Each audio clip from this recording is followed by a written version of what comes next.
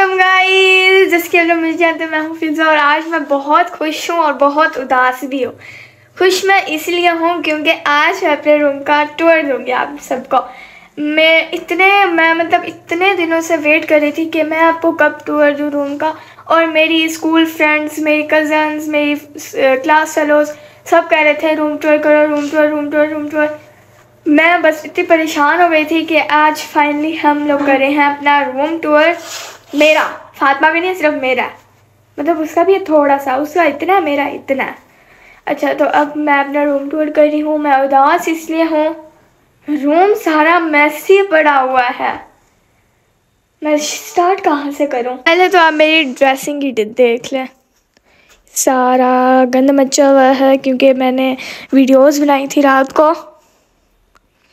पूरा मेरा कमरा सत्यानाश हुआ पड़ा क्योंकि ना हम लोग गए थे स्कूल कल और हमारी वैन बहुत लेट हो गई थी और रात को हमने पढ़ाई किया और सारा रूम ख़राब हो गया। मम्मा ने तो मुझे इतना डांटा है ना, तो मैंने कहा आपको रूम टूर भी कर दूँगी, ऐसे साथ से सफाई भी होती जाएगी और बातें भी कर लेंगे।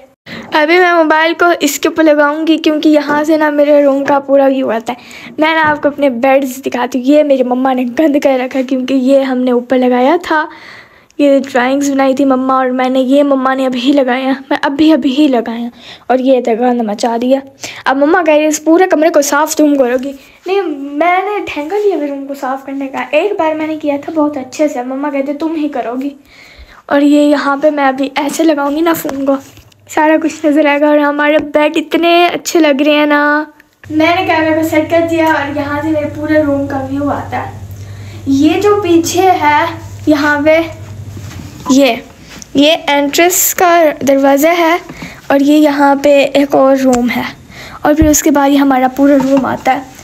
उसके बाद ये यहाँ पे बेड्स पड़े हुए हैं और वहाँ पे ड्रेसिंग टेबल और वहाँ पे वो खिड़की है। हमने काउच न्यू लिया था स्पेशली मेरे बैग्स के लिए। हमारे बैग्स पड़े रहते थे, मम्मा कहती थी इधर से उठाओ, इधर से उठाओ, पूरे घर में आप लोगों के बैग्स पड़े हुए हैं। तो फिर हमने काउच बनवाया, इसके अंदर स्टोरेज है, हम बैग्स रखते हैं इसके अंदर। और उसके बाद यहाँ पे ये अलमीरा और ये झूला रखा हुआ। यहाँ पे ना मैं मम्मा को बोल रही हूँ कि अब मैं बड़ी क्लासेस में आती जा रही हूँ ना, तो इस झूले को हम हॉल में रख देंगे और यहाँ पे मेरी ना अच्छी सी स्टडी टेबल आ जाएगी, बहुत मज़े की। और वो दरवाज़ा है, वो हमारा पहले वाला रूम था, पहले हमारा वो वाला रूम था। हमने, ये हमारा स्टोर हुआ करता था, फिर हमने इसको मेक ओवर दिया अच्छा सा।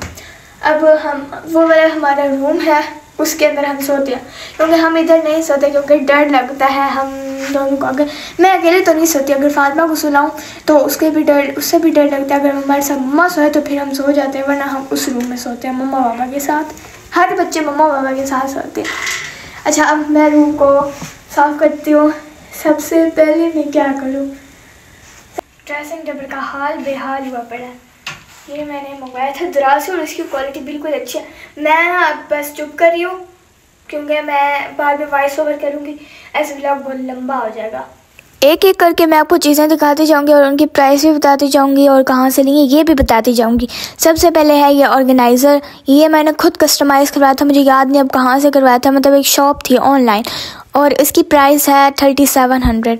ये मेरी मम्मा ने डस्टिंग वाले कपड़े बनाए हुए हैं, बेड शीट्स है, वो ख़राब हुई, उसको काट कूट के डस्टिंग वाले कपड़े बना दिया। मिरर के ऊपर जो लाइट्स लगी हुई है मैंने दराज से ऑर्डर की थी और इसकी प्राइस मुझे याद नहीं है क्योंकि मैंने कब से ऑर्डर की थी और मुझे भूल गया है।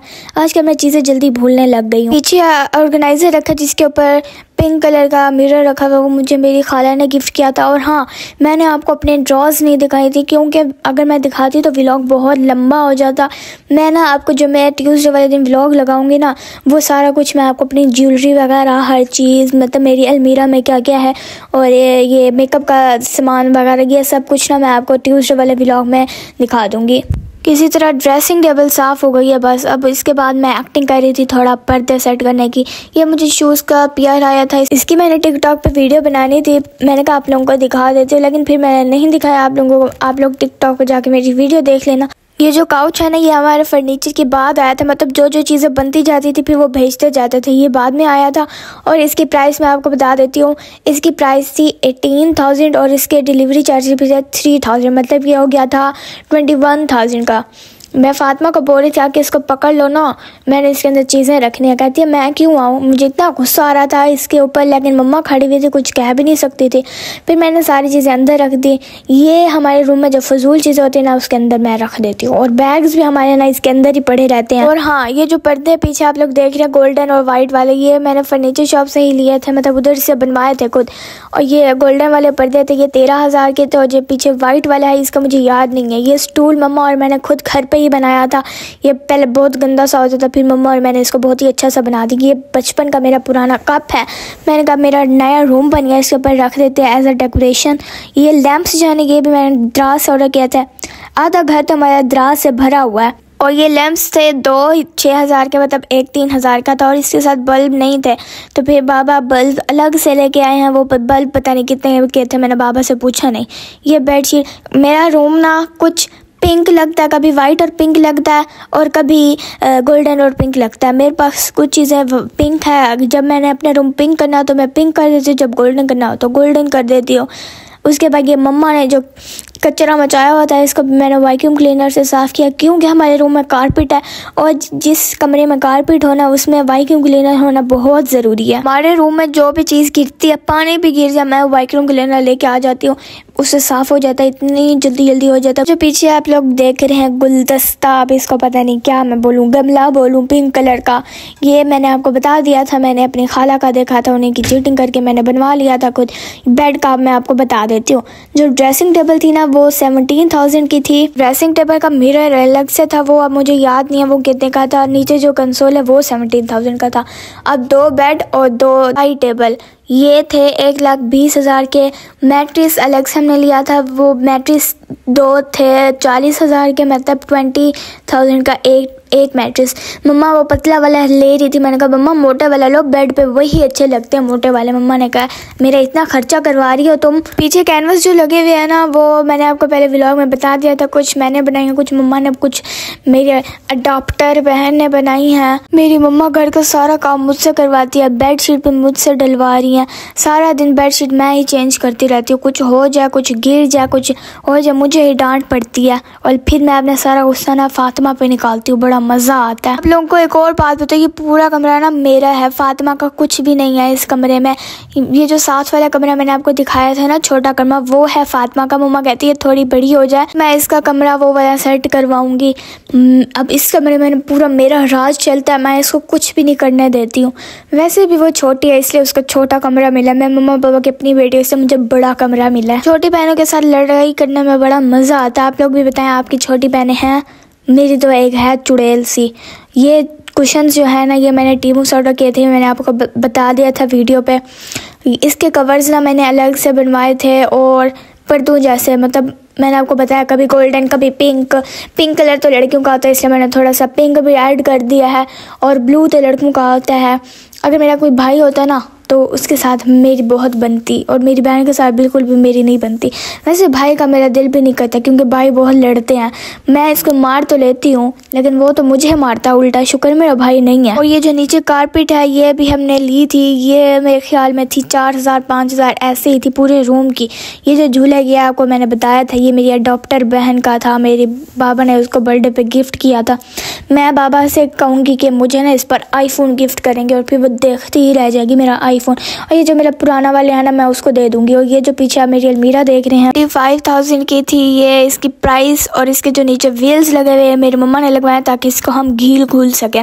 ये 5,000 के थे, मतलब 40,000 की पूरी अलमारी आई थी, और डिलीवरी चार्जेस भी थे, अब वो मुझे याद नहीं है। ये वैक्यूम क्लीनर में देख सकते हैं आप, इतने बाल फंस गए हमारी ड्रेसिंग टेबल के आगे। इतने बाल होते, ये सारे ना फातिमा के होते, मेरे तो एक बाल भी नहीं होता है। वैक्यूम क्लीनर से ना हर चीज़ आराम से आ जाती है। मेरे यहाँ वाइट रूम में ये रेड कलर की डस्टबिन देख रहे हैं। मैंने मम्मा को बोला या गोल्डन हो या वाइट हो, मम्मा कहते हैं अच्छा ले दूंगी, थोड़ा सा टाइम लगेगा।